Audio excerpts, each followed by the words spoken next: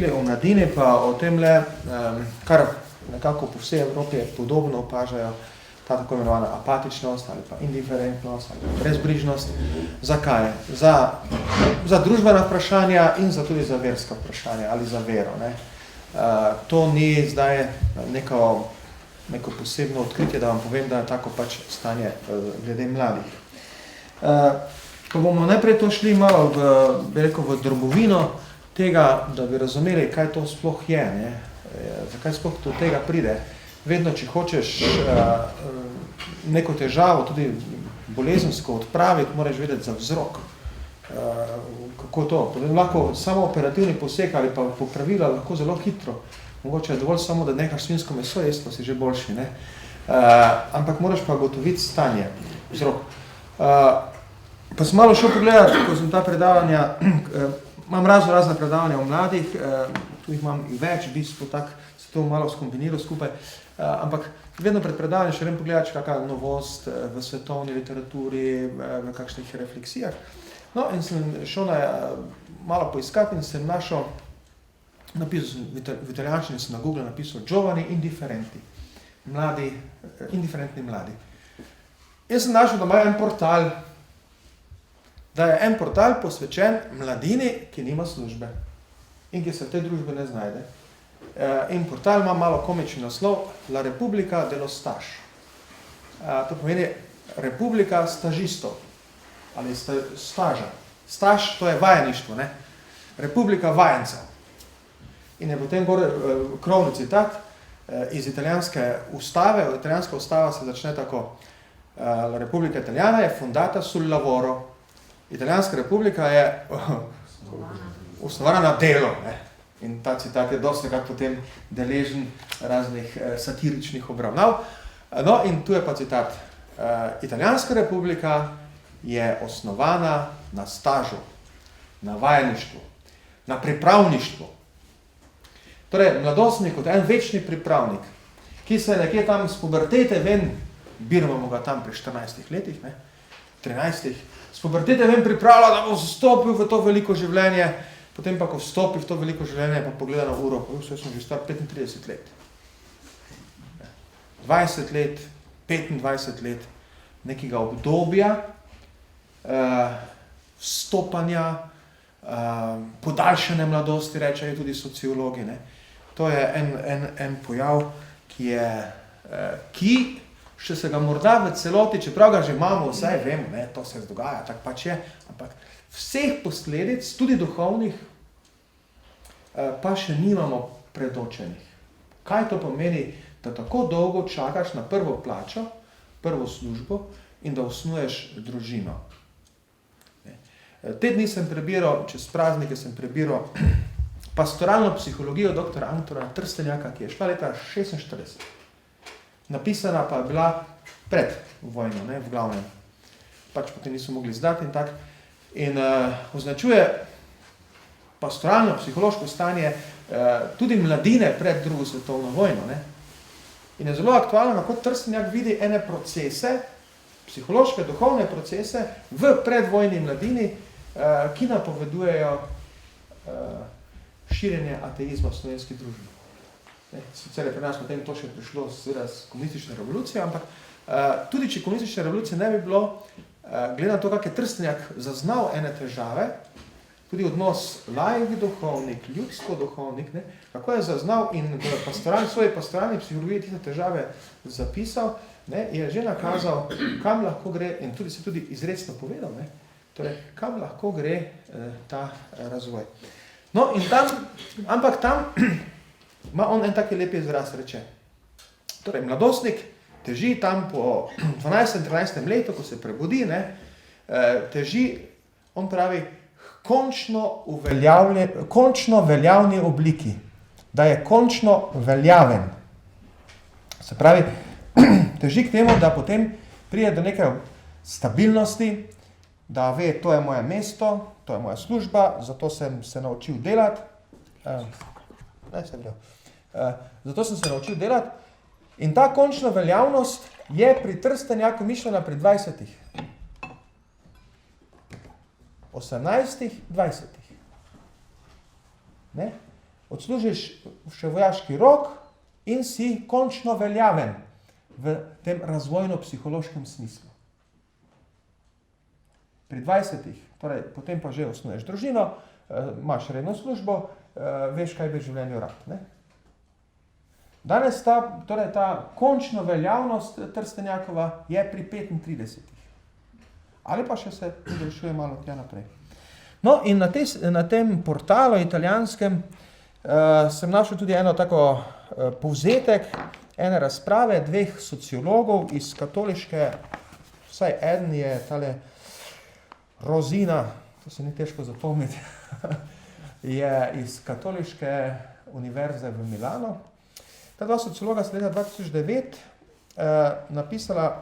objavila eno sociološko študijo prav o temle stanju mladine, te podaljšane mladosti, te mladine na čakanju, teh večnih stažistov. Naslov študija je To ni dežela za mlade. In med drugim tam notri pišeta o 4 zamaških ali zaporah, blokadah, quattro tapi, ta zamašek v bistvu, ki so tiste, ki preprečujejo, da bi ta mladina nekako poletela. To so zaključki v bistvu njegove študije. Prvi zamašek je, pravi, ni menjave generacij. Današnja menjava generacij, da mladi prevzamejo torej mesta starejših, on potem gre prav tudi po službah, po funkcijah, pa v politiki, pa v kulturi, pa vse. In pravi, starejši ne spuščajo, se ne umikajo in dokler so fizično tam, jih tudi ne moreš kar tak nadomestiti. Ta mehanizem menjave generacij je nekako zastal. Tudi zdaj vidimo, recimo, v tej naši politični razpravi o pokojninski reformi, vsi se čudimo, kaj, ljudje bi mogli več delati do 70, če bo treba, mladi pa so brezposelni, pa ti računica ni logična. Ampak tule pravi, da smo vsi ujeti v to neko pad pozicijo med generacijami. Starejši se ne morejo umakniti, mlajši pa ne vstopajo na sceno. In se potem pojavi seveda tisto, eden je star 30 let, in znotraj te logike, ja, pa ti si še mlad, ti še imaš čas uveljaviti, ti star 35 let, ti še imaš čas, ti še lahko veliko naredil. Medtem, ko se pa starejša generacija nekako ne omakne. Jaz bi tu rekel, da to je tudi povezano z samim stanjem na trgu dela.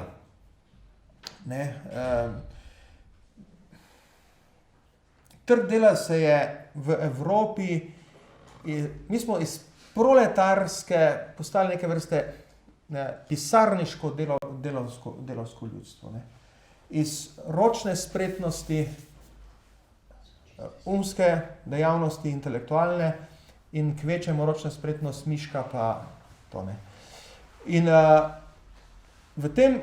potem pa še o tem še kasneje pogovoril. In znotraj tega še ena utopija družbe utemelječa na znanju, kjer dejansko, ki še ima neke rasistične elemente, dejansko, če si belec, če si hodil v take in take šole, je za tebe nespodobno, da bi fizično delal. To je za črnce, to je za Albance, to je za Bosance. In še to potem. Da se ta premik v samo eno sfero, trg dela, ko se premakne samo v eno sfero, se nas kaznuje, ker potem eno s tistem delu pa seveda ni logično, da ne more biti vsi menedžeri, ne more biti vsi to, ne more vsi biti, kulturni antropologi in polno teh poklicev je profesori slovenščine, psihologi, ker si enostavno zasičen. In tudi tukaj je en razlog, da se generacije ne menjajo. Drugi razlog je, da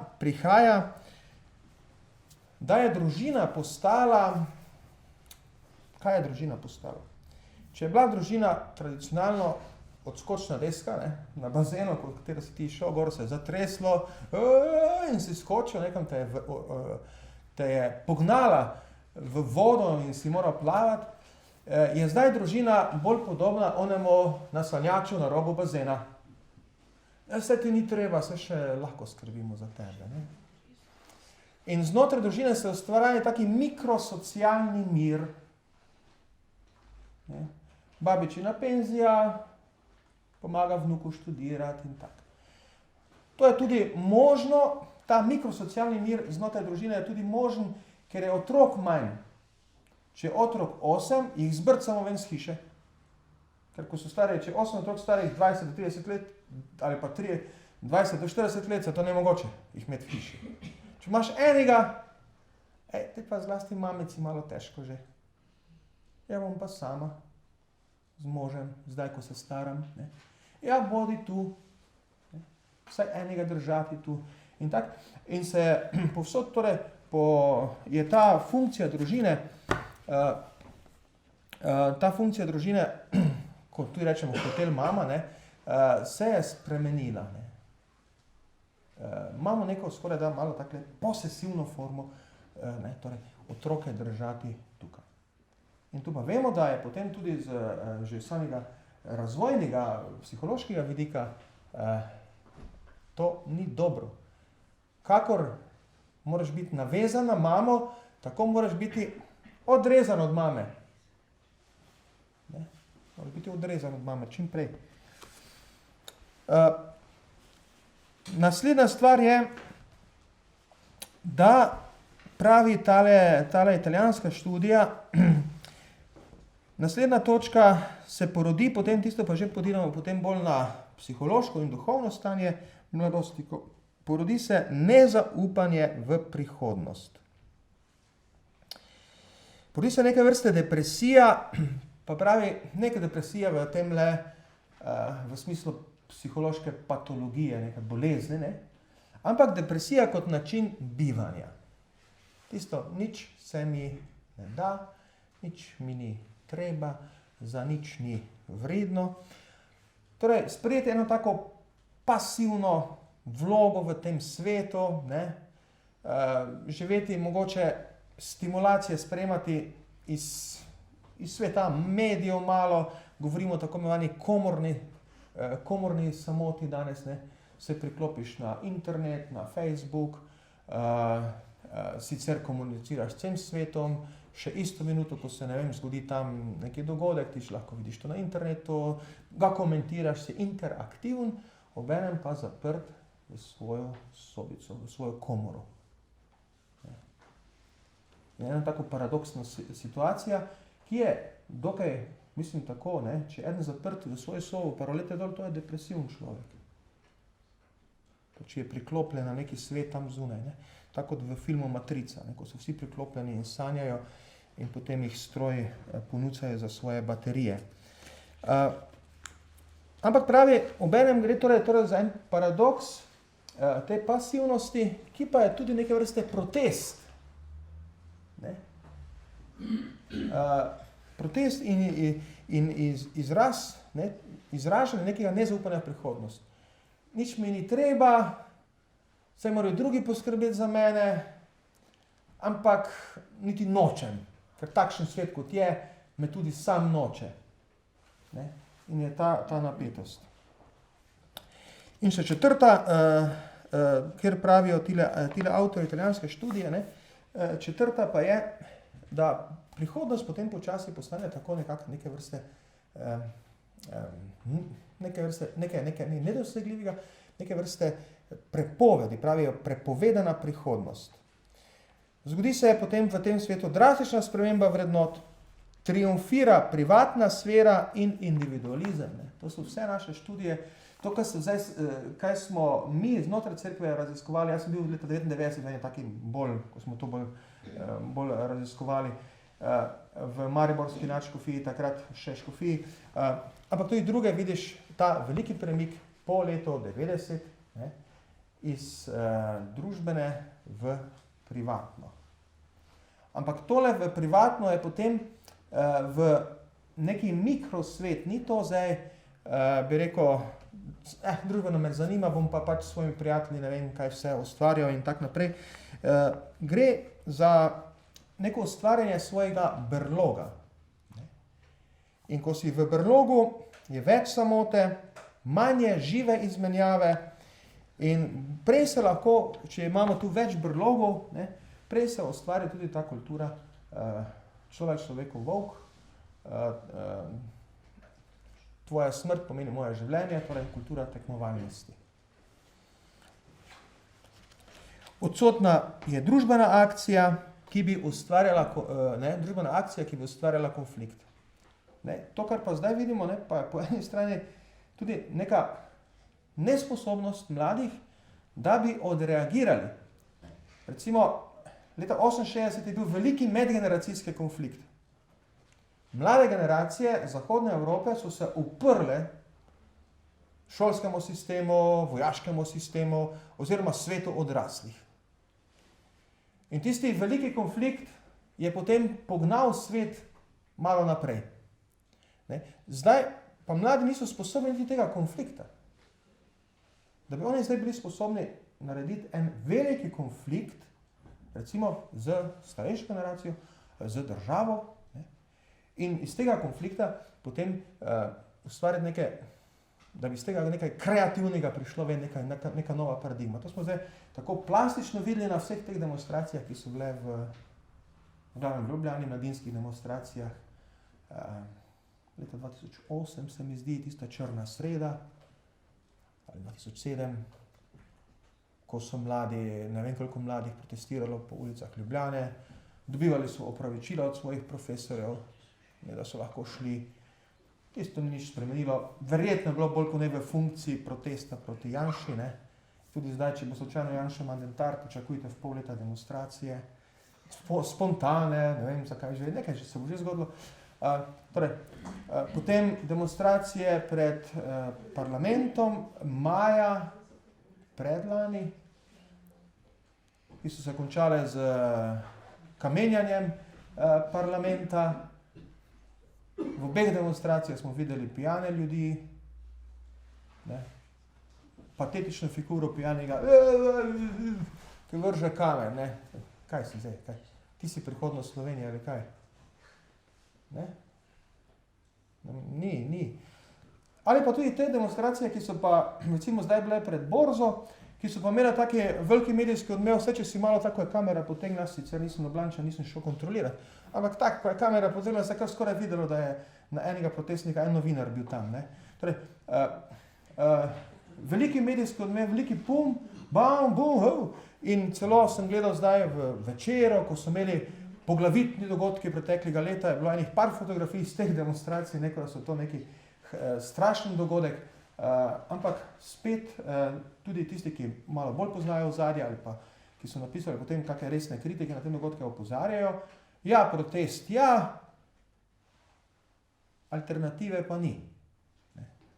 Neki konflikt, ja, zdaj so zasedli filozofsko fakulteto, ampak da bi pa imeli neko vizijo, kaj sploh hočejo, kaj namesto kapitalizma, ne, sigurno ne bomo šli zdaj v Che Guevarevski komunizem, takšen, kot je bil recimo na Kubi ali pa kje, ne.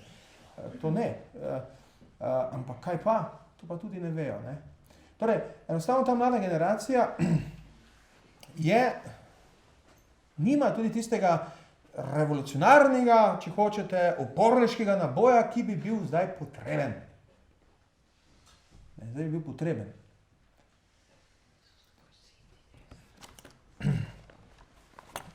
Torej, gremo malo v ozadje tega, zdaj bom pa tu bolj tako, to je bolj sociologija bila, bolj tako kot kristjan, ne, ki ocenjuješ ene družbene dogodke tudi bolj iz tega moralnega, duhovnega vidika. Ne. Jaz bi rekel, eden izmed prvih razlogov, če ne največji, in upam, da bodo kdaj tudi sociologije to z svojimi natančnimi študijami lahko potrdile ali pa ovrgle, je za to stanje je, da smo v zahodni civilizaciji, tudi mi v Sloveniji, še ne vajeni živeti v blagostanju. Blagostanje, ki smo ga začeli živeti, se pravi, da 3-krat na dan ješ, da imaš toplo, zakurjeno. da si deležen tehničnega razvoja, ena nova stvar gre iz laboratorijev ven, danes, čez par mesecev lahko ti to stvar že uživaš. Ne? To je blagostanje, že imaš v roki tisti telefonček ali pa tisto stvar. Ne? Da je to blagostanje nas malo presenetilo. In da nismo bili pripravljeni, kaj se bo potegnilo za sabo. Opozoril bi na dva avtorja. Eden je Hesiod, grški pesnik, ki je v svojih pesnitvah o stvarjenju sveta pisal o tako imenovani srebrni dobi človeškega rodu, dobi blagostanja in o efektih te srebrne dobe. Opozoril bi potem na Augusta del Noceja, to je en italijanski, jaz sem pač v Rimu študiral 8 let, imam mogoče te italijanske avtorje bolj, ne, italijanski zgodovinar, v bistvu filozof, zgodovinar, pa predvsem zgodovinar, ki je že leta 60 napisal, da družba blagostanja je prva zares ateistična družba na obzorju zahodne civilizacije. Ali pa opozoril bi na svetopismo, na Mojzesovo knjigo, da tisto berilo, ki ga beremo pri blagoslovu hiš. Ko boš imel lepe hiše, pazi, da se ti srce ne prevzame in da ne pozabiš na Gospoda, ki te je izpeljal iz egiptovske dežele, ali pa na Jezusove prilike o bogatenju in nevarnosti bogatstva. Gremo k grški mitologiji. V grški mitologiji imate, to imate v tisti debeli knjigi grške mitologije, ne, imate opisano tole, Hesiod to povzame, torej nastanek sveta. Bogovi ustvarijo svet in ustvarijo najprej lepi svet, tako imeno zlato dobo, zlatega človeka.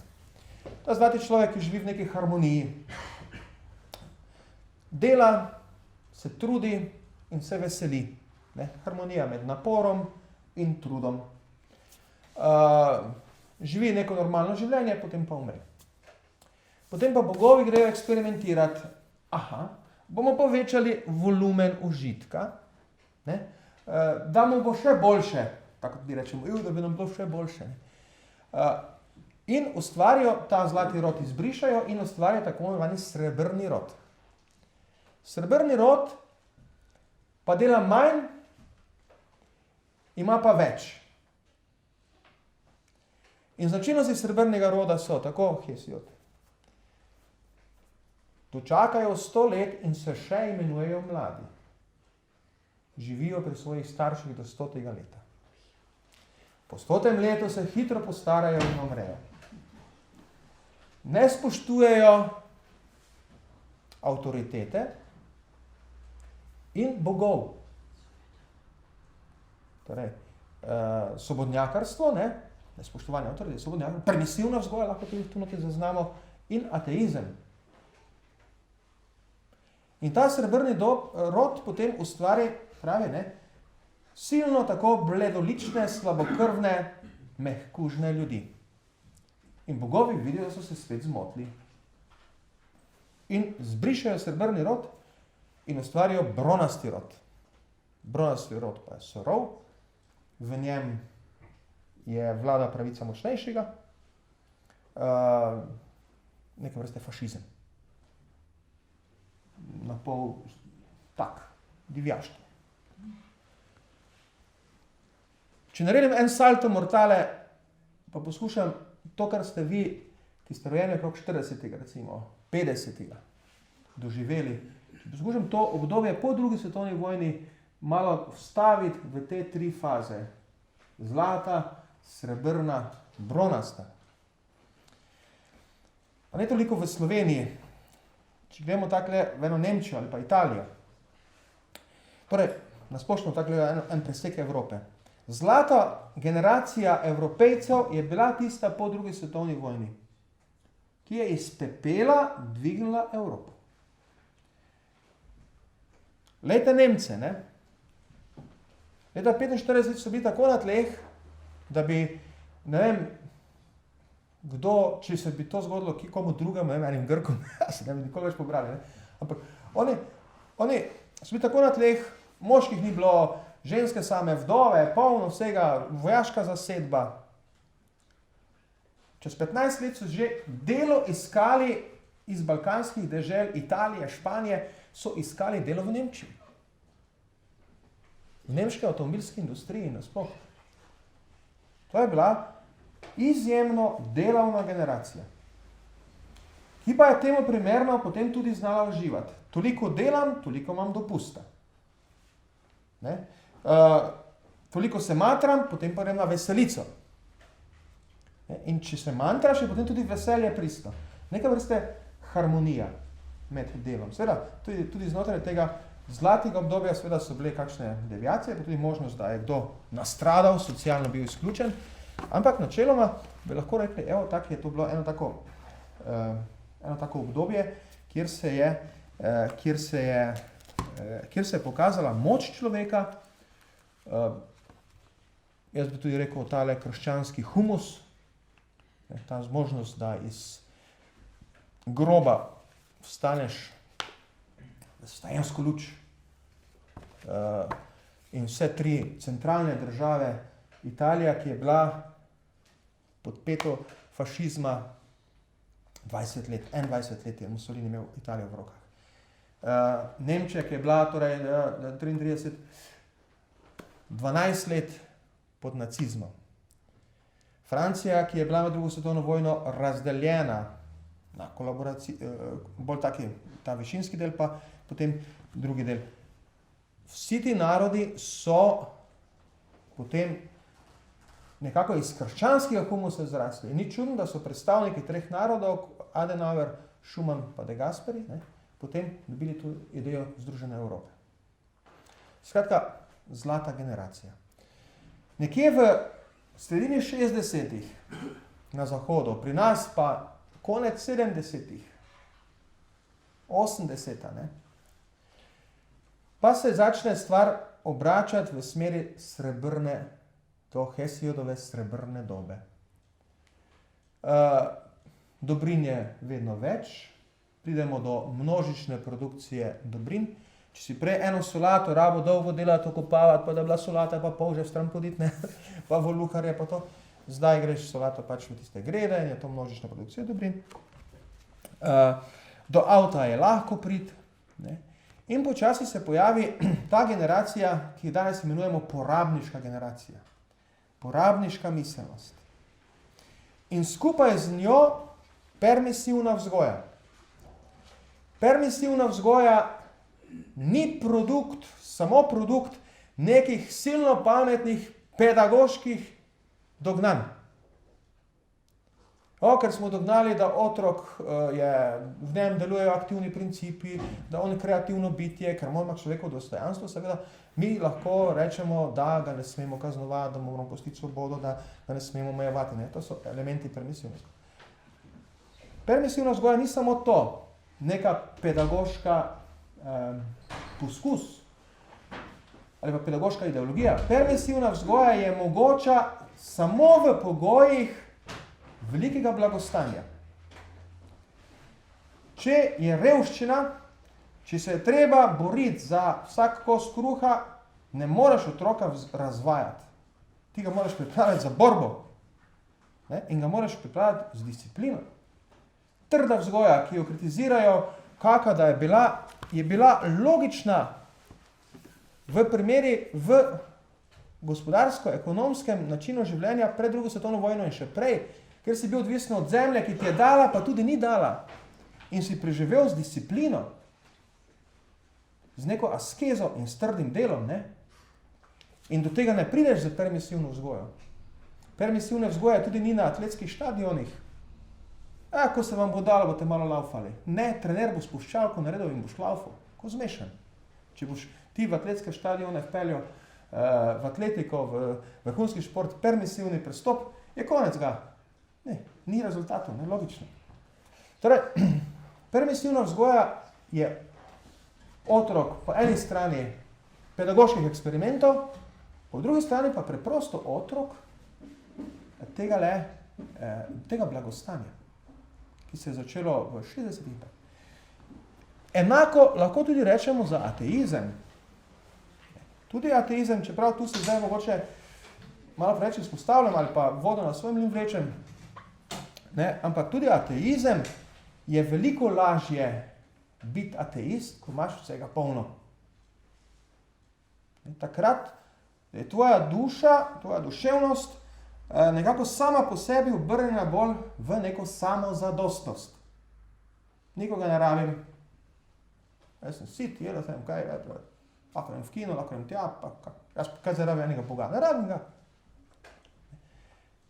V pogojih pomanjkanja, revščine, stiske, ne, je seveda tudi ateistična drža težje preživi, težje pride zraven.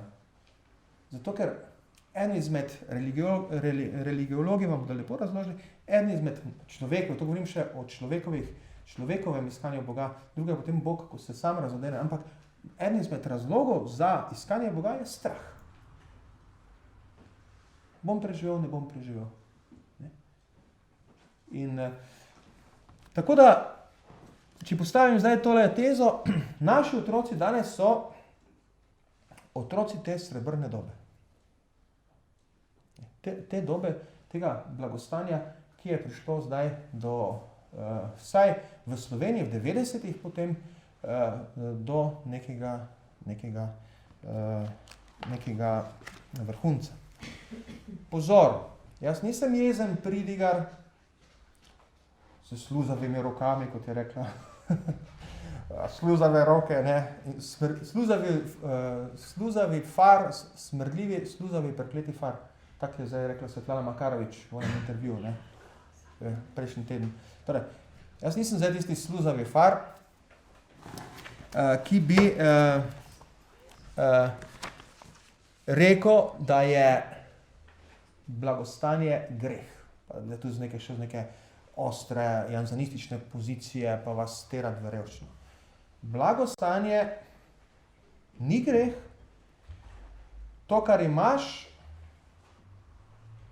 je dobro in tudi prav rečemo temu dobrina. Avto je dobrina, televizija je dobrina. Stabilna plača in penzija sta dobrine. Hiša je dobrina, ne? Problem je, da mi v tem obdobju, da nas je to blagostanje, ki je tako prišlo nad nas, veste, tehnične prene, ki ga tudi mogoče, ne, da je potem enostavno človek izgubil nekje kompas in se je prevzel. Ne? In tu postane blagostanje problem. Zaradi prevzetnosti, nadutosti, ki te zapelje. Kako reče oni bogataš, ki ima polne žitnice? O, duša moja, zdaj pa uživaj, sedni, fajn ti bo, ne. Nič ne rabiš. Ne? Vnotri zaznamo samozadostnost, nadutost. In potem mu pravi, o neumnež, nocoj bojo tvojo dušo terali od tebe, od čigava bo, ne. A ja, smrt, viš, umret, kot treba, ne. In potem je šokiran in ne zna odreagirati. Jaz mislim, da tu eden temeljnih mehanizmov tudi v današnji mladini. Ne? Zakaj je današnja mladina, čeprav še se ima 65% po raziskavi mladina 2010 za katoliško, je samo neki 4% še hodi redno k maši. Ne? Zakaj to je tako tudi versko pasivno? Ne? Zato, ker je otrok te dobe blagostanja, te srebrne dobe po Hesiodu, ali te dobe, kot je rekel Augusto del Noce, pozor, blagostanje in porabništvo sta prva zares ateistična država prihaja z blagostanjem in porabništvom. Pravi, komunizem ni bil čisto ateistična država še, ker je bil samo narobe obrnjena religija. To smo imeli perfekten dokaz zdaj v Dražgošah, ne?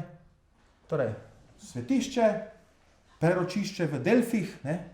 Kamor grejo kralji grški, pa veljaki se posvetovati in prerok stopi pred njih in ima preroški govor, ne? Ima preroški govor in sonce sveti in so kakor, ne vem, skoraj da, ne, tisto. To ima obliko romarja. Ne? In ozadje še potem mitologija, neke mitične bitke, ne? Prav mitološko ozadje.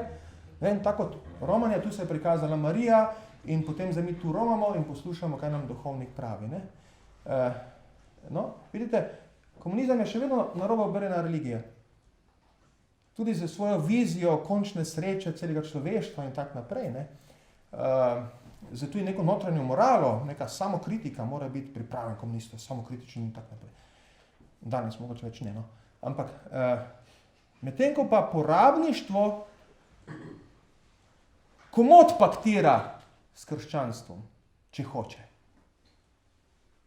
Vam bodo dali jingle bell, vele blagovnici. Pa Jožefa Marijo vam bodo tudi prodali. Ne? Ampak porabništvo gre v dušo bolj in bolj od zadaj in jo prevzame. Ni res, ne, kot so rekli, ja, cerkev pa komunizem hočeta od človeka dušo in se borita za dušo. Ne. Gospodarstvo ali pa kapitalizem pa hoče človekovo denarnico. Kapitalizem ali pa ta porabniška oblika kapitalizma, če hočete, pride do denarnice kako, da vzame najprej dušo. Cilja na dušo, hoče dušo. Otrokom, 13-letnim deklicam sem razlagal, kako jih zdaj ena telefonska, mobilni operater kupuje. Pate Branko, jaz sem pa zdaj pred tem operaterju, kak je poceni, 1000 SMS-ov imam zastoj. Res? Pa toliko minut, pa vse to, ne. Rekel, nič ni zastoj. Kako nič ni? Či pa zastojn? Nič ni zastojn. Oni zdaj to tebe pripravljajo, da takrat, ko boš ti imela plačo ali pa štipendijo, da boš dala 40-50 evrov njim. Ampak, da boš ti lahko dala 40-50 evrov na mesec njim, čez 10 let, ti morajo zdaj možgane prati. Nič ni zastonj. Dušo ti jemljajo. In te prisiljujejo v neko hiperkomunikacijo, ki ni tvoja naravna potreba. Ne? Nič ni zastonj. Vedno je ta napad na dušo v ozadju. Torej, logično je, da v teh razmerah tele srebrne dobe, tega porabništva, rabimo človeka, da ta sistem funkcionira, človeka, ki ne razmišlja. Ki ne razmišlja preveč. To je pa potem druga sporednica, bi rekel, te srebrne dobe, tega blagostanja. Druga sporednica torej je ta družbena apatičnost. Ne? Jaz sem še tista generacija, Bogu hvala, ki sem še doživel, kaj pomeni, ko mladina ni družbeno apatična. Glejte, jaz sem leta 82. Jaz nisem bil veren takrat trenutno, recimo, tako temu rečem, ne? Ampak sem pa imel prijatelje, ki so hodili k mladinskemu verouku, pa sem z njimi zelo rad debatiral. Leta 82 smo z enim stala pod ulično svetilko v mrazu, tako da se je že sneg talil okoli stopal in snegu in debatirala po noči, o polnoči, ali je Bog, ali ni Boga, ali je socializem prava oblika, ali je kapitalizem boljša. Sem bil star 16 let takrat, 17. In ta vprašanja so bile za mene takrat pomembna. Teh vprašanj jaz nisem zdaj, ker sem pač malo bolj radoveden, ampak izmislil, ne, bila so pomembna. Meni se je to zdelo, so to vprašanja za mojo prihodnost, za nas vse skupaj. In ko smo imeli tako predavanje na kako tako temo, ne bom nikoli pozabil, leta 82, 81, tam nekje so me tile prijatelji iz katoliških minoritskih krogov na Ptuju povabili, da grem z njim na eno predavanje škofa Grmiča. 200 mladih se nas je tlačilo v eni bogi dvoranici, drug po drugem hodili, ker smo hoteli poslušati škofa Grmiča. Pa to ni bila sama taka mladina, ki hodi k maši, jaz nisem bil taki, recimo, ne. Ampak to je bilo obdobje, ko je sistem počasi že propadal, čutili smo že njegov smrad, da je gnil, nismo še znali točno artikulirati, kaj pravzaprav hočemo, vedeli smo pa, da tega nočemo. Malo pa se nam je že svitalo, da verjetno pa bo tisto, kar je na zahodu, v Avstriji, malo prek meje, tisto dobro tudi za nas. Tisti tako imenovani gnili kapitalizem. Ne? In leta 82 sem prvič slišal, jaz sem bil takrat šokiran, ne? Jaz sem še bil sicer v ZSMS, Zveza Socialistične mladine Slovenije, še do leta 84 aktivno, sem še bil brigadir, imam trikratni udarnik pa vse. No? Ampak leta 82 sem prvič slišal, da so rekli, da mi je eden rekel, Slovenija mora biti samostojna izven Jugoslavije, pa kapitalizem socializem moramo ukiniti in večstrankarski sistem. Leta 82 mladina iz katoliške mladinske skupine, ki se je zbirala na Ptuju pri minoritih, je o teh stvarih debatirala. Leta 82. Danes, če narediš temo družbene spremembe, temo brezposelnost in perspektive, temo spremembe vzgojne paradigme v naši družbi, kdo bo prišel? Vi boste prišli. 40, 50, 60 let stari. Može še kdo več. Mladih ne bo. So to vprašanja za njih. Ne? Enostavno je zdaj, je že točka tele, da enostavno ni to, jih ne vznemirja, ne? Jih ne vznemirja. Ne vejo točno, kar bi si, saj jih je, se vem, tam zdaj so se skrili. Ja? Drug po drugem še ne hodijo, tako kot mi pred. Ampak to je seme, ne? To je gorčično zrno, ki bo zraslo veliko drevo. Ne? Jaz se spomnim na Nikodemovih večerih pred leti, ko so bile predavanja, kako je prišlo do tistih sprememb. Na Nikodemovih večerih se je to tako dobro videlo. Nekaj je bila socialna, ekonomska, politična tema, bila dvorana skoraj prazna, kadar so bili medosebni odnosi, čustva, terapija.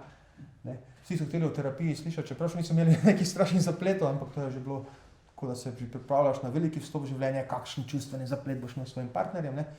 Ali kadar se je govorilo o hudiču, o izganjanju hudiča in to je pa vse trdno, vse polno. Ne. To je tak je sistem.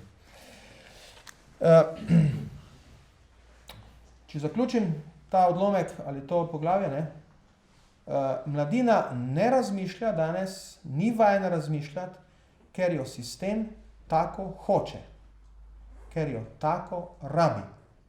Ker ko bo začela razmišljati, bo nehala trošiti za brezvezne stvari. In ko bo nehala trošiti za brezvezne stvari, se bo ta veliki potrošniški sistem zamajal. To pa se ne sme. Čeprav bi se moral, to že okolje govori, da bi se moral. Ne? Še eno stvar bi vam tule povedal,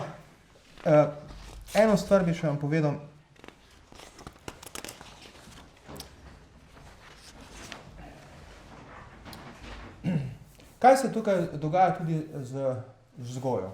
Zlasti s tisto uradno vzgojo, ne, ki je nekako v Sloveniji 15 let, po tistih raznih razpravah o vzgoji in šolstvu, če se jih spomnite iz 90 let, potem končno zmagala tista linija in je tudi oblikovala osnovno, srednjo in visoko šolstvo.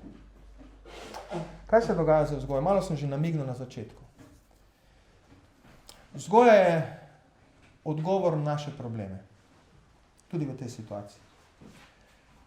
In ni čudno, da je papež poslanico ob svetovnem dnevu miru, to zadnjo, posvetil vzgoje mladine. Ja, kaj pa te ima to vzgoja mladine s svetovnim mirom? Veš, da ima. Tisti, ki je kradel, tisti, ki je onasnaževal okolje brez kančka vesti, tisti ne more več prenesti svetovnega miru. Težko je starega vola učiti urad. Treba delati na mladini, na vzgoji. Ne? In naša vzgoja, si upam reči, je bila 10-15 let sužnja ene takega utopičnega vrtinca. Ne? katerega elementi so bili permisivna vzgoja, pusti otroko, on ve, otroka treba, torej njegove želje upoštevati, šolo glede na želje otroka, otrokove pravice na prvo mesto, ne kaznovati, nuditi mu čim več, tudi v materialnem smislu. To so ti elementi permisivne vzgoje, ki se je seveda pokazala danes to, hvala Bogu, lahko rečemo, da že skoraj ne vem, če še bi našel enega, ki bi si upal pisati take članke o vzgoji, ki še si jih je pred 10 leti upal pisati. Danes že vsi govorijo o mejah, otrok potrebuje meje, to je že malo nasprotje s permisivno vzgojo. Permisivna vzgoja, potem mit o neskončni rasti, da bo gospodarstvo šlo kar naprej in da je nemogoče, da mi ne bi še bolj uživali, kot uživamo, imeli še lagodnejšega življenja.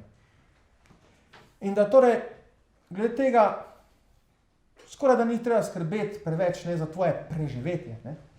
To bo, če pa ne, pa bo država pomagala. In še, torej, tole o rasti in še tisto, kar sem tudi rekel na začetku, ta sintagma, družba temelječa na znanju.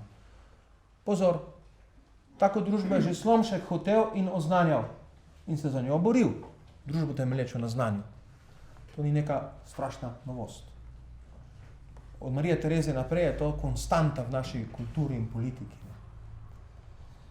Ampak jaz mislim, da se je tu notri zgodil ali ena zloraba, ali pa eno nerazumevanje tega pojma, kaj je to znanje, da se je znanje začelo razumevati,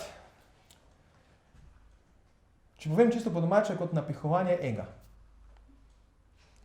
Kar že sveti Pavel opozarja, pazi na znanost, ker te lahko napihne. In da se je s tem, po eni strani, po drugi strani pa, da se je mlade potem nekako v neko iluzijo, da samo če bodo imeli neko diplome, bo potem vse narejeno. So našli svoje mesto na tem svetu. In se je to napihnjeno znanje začelo odtrgavati od realnosti. Bolj konkretno od gospodarstva. Težilo je vedno bolj v neko intelektualno sfero, torej vsi boste neki menedžerji, vsi boste neki uspešni, vsi ne vem kaj vse. In se je začelo odtrgavati od gospodarstva, ali bolj navznoter gledano od dela. Če pa ti začneš mladim dopovedovati, da jim ne bo treba delati, pljuvaš na svojo prihodnost in njihovo. Ena največjih pedagoških kletvic, ki sem jih kdajkoli slišal, se imenuje uči, da te ne bo treba delati. To je pedagoška kletev. Ker delo loči od znanja, glavo loči od rok, nog in trup in ustvarja deformirančka.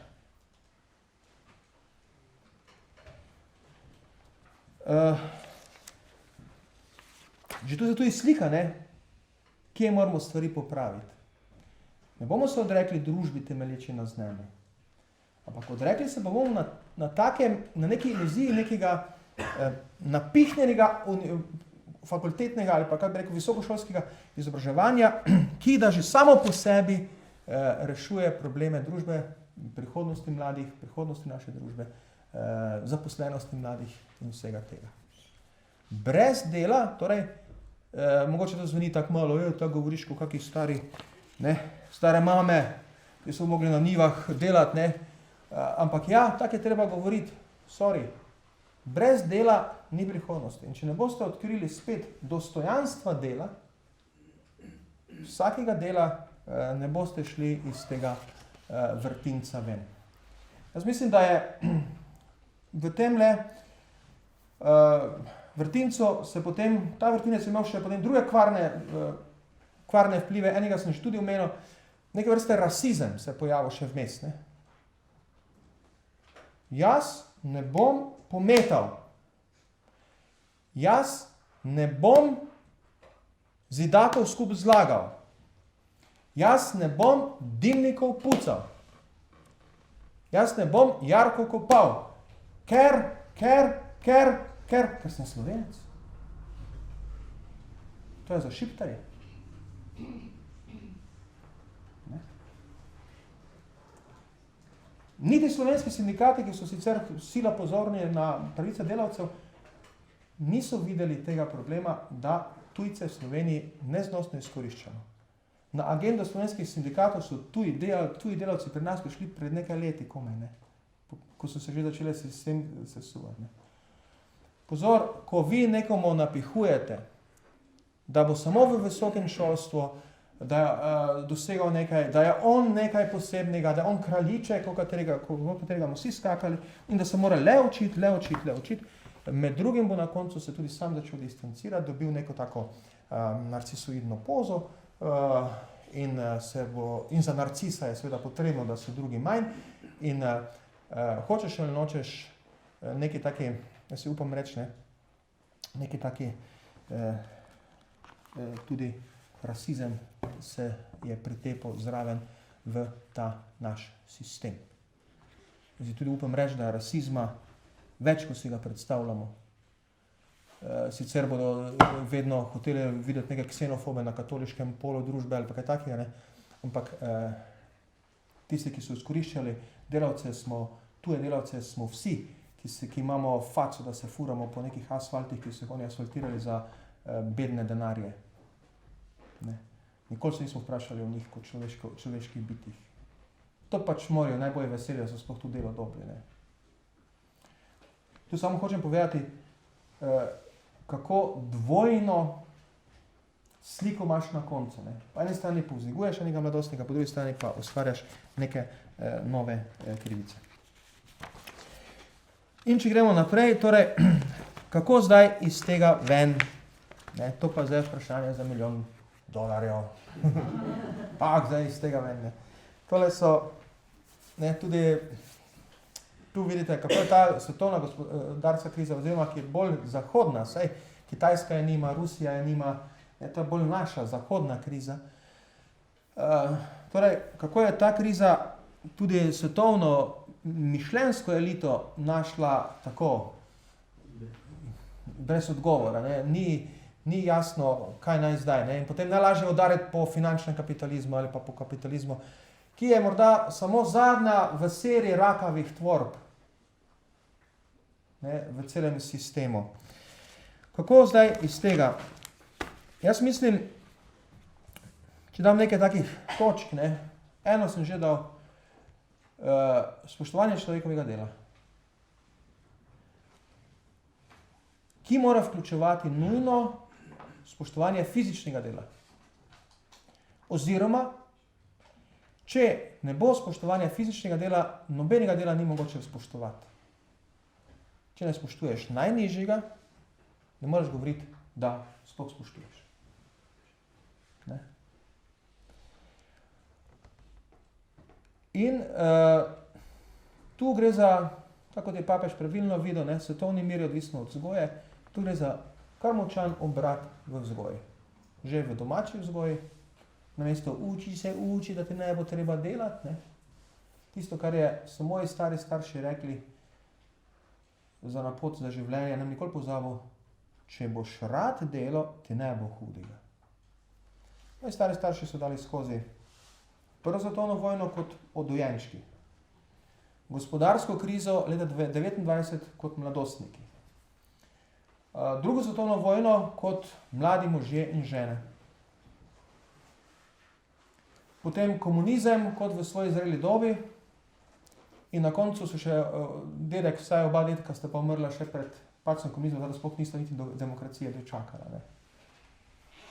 Težke čase so dali skozi, politično, vojaško, gospodarsko gledano, zelo težke čase, in so prepeljali skozi eno modrost, ki so sami okusili. Uči se, torej, če boš rad delal, ti ne bo hudega. In to so spoznali. Imel sem vse na tleh, denar več nič ni bil vreden, leta 29, 30, nič ni bil vreden denar, naenkrat jaz ga ne moreš, lahko si ga vrgel na gnoj, če bi vsaj zagnil, pa zakaj bil. Ampak imel si še pa roke, pa nekaj zemlje. In spoštovanje dela, mislim, da bo ena takih temeljnih preobratov. Naslednja stvar, ki bi se morala zgoditi v prihodnje, da bi lahko mi to krizo obrnili, je seveda en močan socialni obrat. Zdaj, načeloma imamo ves čas pred sabo to solidarnost. In načeloma ni šole ali pa vzgojnega sistema v Sloveniji, ki ne bi te solidarnosti nekako vključeval, imel v svojih programih in tako naprej. In tudi samo stanje v slovenski mladini ni tako slabo. Zdaj po teh raziskavah smo videli neko pripravljenost na prostovoljno delo obstaja in podobno. Ne. Torej, ampak socialni obrat res v smislu, da se, čeprav kapitalizma ne bomo stran vrgli, ker je preveč dobrega prinesel našemu svetu, ampak da se tale logika tekmovanja prekine. Da se naučimo tiste, kdorkoli v hribe poznate, tiste druge logike. Na vrh smo prišli, ko smo vsi gori. Kolona hodi tako, da zadnji lahko dohaja. To bo en veliki obrat. Moram povedati, da pravim, čeprav je solidarnost bila zapisana v naše vzgojne programe, ni mogla preko močnega toka tekmovalnosti, izključevanja, nekega nadutega važenja, kdo ima več, ki se je zasidral med našimi otroci in mladino. Solidarnost je postala neke vrste obliž, neke vrste take. Mora pa postati način življenja. Potem še naprej, v skladu s katoliškim principom subsidiarnosti. Spravi, to je princip, v družbenem nauku pravijo, da bi to bil tisti princip, ki je tipično katoliški, ta prispevek katoliške cerkve k splošni družbeni misli, je v principu subsidiarnosti najbolj navzočen. Torej, da bi po načelu subsidiarnosti vsak prevzemal odgovornost tam, kjer je. V Sloveniji je zavladala močna socialistična miselnost. Tudi v katoliških krogih. In to še bo spet ena analiza, koliko so sami katoliški, predvojna katoliška socialna misel, je pravzaprav tudi lahko v to smer peljala. Neke vrste socializem, ki je dober za oni prejšnji princip solidarnosti, ker ti omogoča, pač, da ne pozabiš zadnjega, da te vzgaja k temu. Ampak ni pa dober, vkolikor te ne vzgaja k tvoji osebni odgovornosti.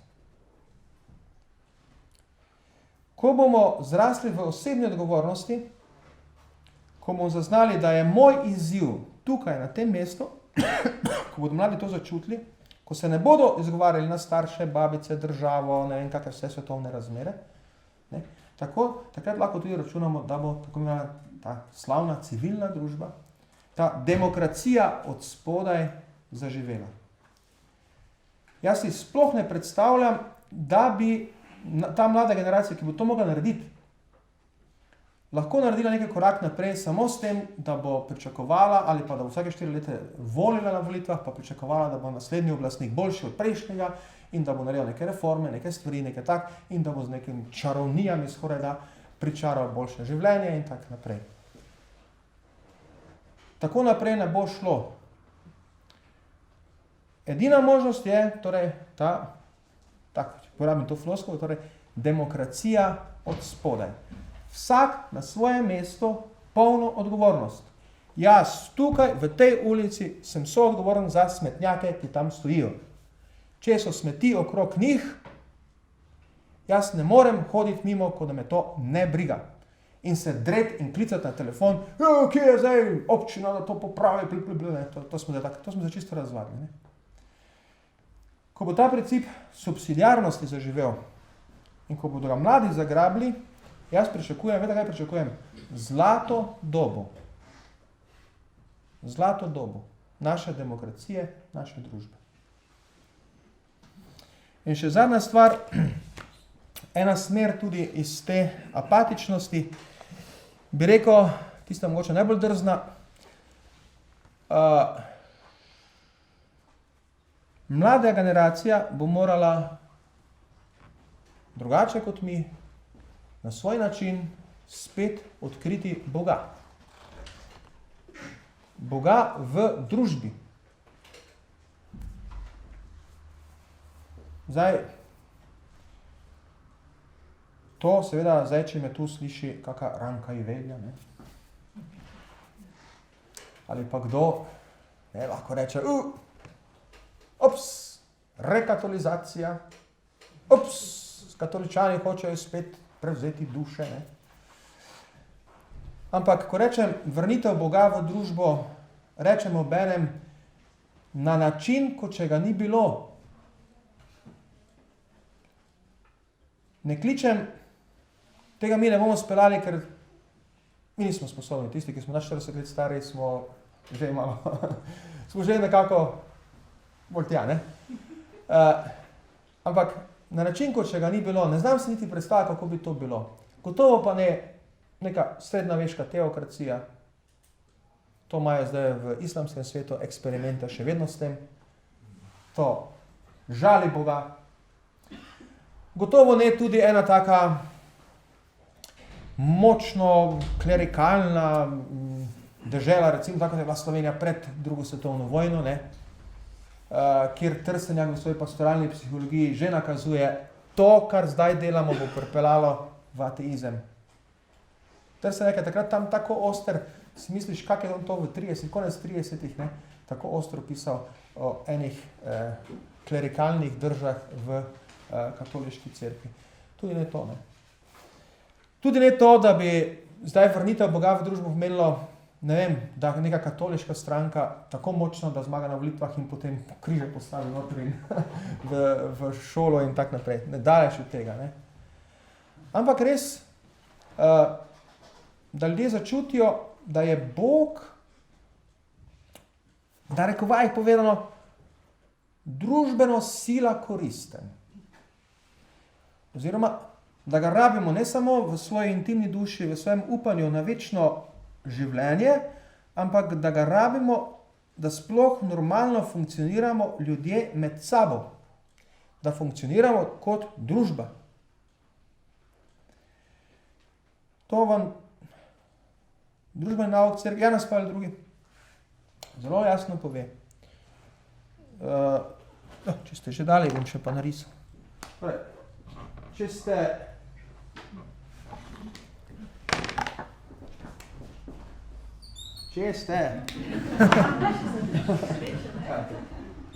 ste prečrtali Boga, da bi poveličali človeka, ne, to je velika operacija ateističnega humanizma, ki je nekako vodilna ideologija v medsvetovno gospodarsko, politično, kulturno elito. Skoraj za železno nujnostjo bo sledilo, da ste prečrtali tudi človeka. Vsak močen ateistični poseg v družbo škodi na koncu človeku. Komunizem je tu bil, mislim skoraj da, ne, če to vzamemo, komunizem je tu bil šolski primer. Ne rabimo ga, ko so spuščali v zrak kapele na Bloški planoti, je Kardel bil tamle pri svetem vidu nekje, pa poslušal dinamit, pa kapela zletela, pa In je govoril, kako lep dan, danes se končuje srednji vek. Boga ukinjamo. Ampak je on že takrat gazil po truplih do kolen. Ne? Že isti hip, tako rekoč. Istega mitičnega leta 45. Ne? Je že človeka rezal. Potem tistega najbolj, to so bili krščanski močenci z leta 45. Potem, koliko je potem naprej, seveda, naš komunizem tlači človeka in tako naprej. Pač, ne bom zdaj spet se šel nekega antikomunizma, pa tu od tega smo že imamo tako polno vsi, ampak da upozorim na ta šolski primer tega principa. Ko boste črtali Boga, boste črtali človeka in obratno, ne, zdaj nova generacija mora odkriti Boga v družbi. Bom to zdaj malo funkcionalno govoril, zato, da zaščiti človeka, kot ga noben sistem ne more zaščititi. Ne. Potrošniški sistem ga izpraznjuje, ta svetovni kapitalizem ga izpraznjuje. Svetovni kapitalizem, katerega otroci smo mi, se krmi z revščino juga. Ne. Vsi imamo neko gumo na podplatih, nihče se ne vpraša, odkot ta guma. Ja, tam neki iz Afrike, tam neki kaučuk tam raste, ali kaj že je, ne? To pač tako malo čujemo. Ja, tam so ljudje, ki delajo, mantrajo. In koliko dobijo? Ja, to. Za nas je, da to poceni, da lepo v razprodajah dobimo poceni, to je tisto naše, in smo oprane roke imamo, nismo nič krivi, ne? Torej, vsak sistem, taki globalni sistem, in vrniti Boga v družbo je eden izmed takih izzivov za to generacijo, ki zdaj prihaja. Seveda, ga bo tudi morala sama osebno, ne, odkriti, ampak tako si predstavljam. Neki indici, da se ta vrnitev že dogaja, so. V Sloveniji seveda ne, ampak tak bi rekel, na evropski politični sceni imate že dejstvo, da je krščansko-demokratska stranka najmočnejša evropska stranka, recimo, ne, in da na zadnjih volitvah samo še zrasla. To je eno tako, ne pove veliko, ampak pove pa nekaj. Ne. Dejstvo, da je Tony Blair, Sarkozy, francoski in angleški predsednik, da so spregovorili o Bogu. Ne. Dejstvo, da Obama vsak dan moli. Sem zadnjič gledal slučajno, sem letel po televiziji, pa sem gledal na hrvaški televiziji Oprah show, pa je imela ta gospa Oprah, ta temnopolta voditeljica, je imela zakonski par Obama v gosti. Pa sem poslušal, kaj so se pogovarjali, ne? In je rekla, Oprah je rekla, ja, ga vprašala, kako je, ne, to biti predsednik, kako teža, to rekel, ja, včasih po noči v posli imam papirje, pa še razmišljam, kako bi eno stvar speljali, neki zakon, in veš, da je od tega zakona odvisno 100.000 ljudskih življenj, kako bodo živeli, kako se bodo prebijali, ne? In rekla, kaj pa naredite takrat, ko je tako težko to odločiti? Molim, reče Obama. In ona reče, na kolenih, tudi na kolenih, reče on. In potem žena prevzame od Obame in reče, ja, mi molimo. In to je tako lepo, ko veš, da drugi v Ameriki za nas molijo. Ampak to, kar me je tam nagovorilo pri tem pogovoru, je bila neskončna sproščenost, s katero sta ti to govorila. Pri nas je že tako, da že župniku težko reči, ja, vse jaz tudi molim. No. Tako greš v restauracijo, narediš tako. Greš v restauracijo, pa tako narediš, ne. Ne, medtem ko tam predsednik najmočnejše države na svetu pač reče, molim na kolenih. Za svoje državljane. Ne? Torej, tu neke take indici, ali pa Sarkozy, ki govori o krščanskih koreninah zdaj, ne, neke take indici so, ampak jaz se bojim, da je to še malo preveč manipulativno. Da iz strahu pred islamskim monoteizmom, ki prihaja, ne, in ki prevzema mlade generacije, tretja generacija priseljencev so bolj verni kot njihovi, ki so prišli iz Turčije, recimo v Nemčijo. Ne? In ta islam, ki jih prevzema, da iz strahu pred njim potem se mi obrnemo na krščanstvo in vse to pa je naše, oklenimo se ga, da bomo na temle stebru obstali, tu nas ne bo odpihnilo. Ne? Torej, da malo grem preveč široko, ampak ne zaključim. Izziv, izstop iz apatičnosti, iz apatije pomeni iz nestrastnega življenja v neko družbeno strastno življenje, bo povezan tudi z vrnitvijo Boga v družbo. Pa, hvala lepa.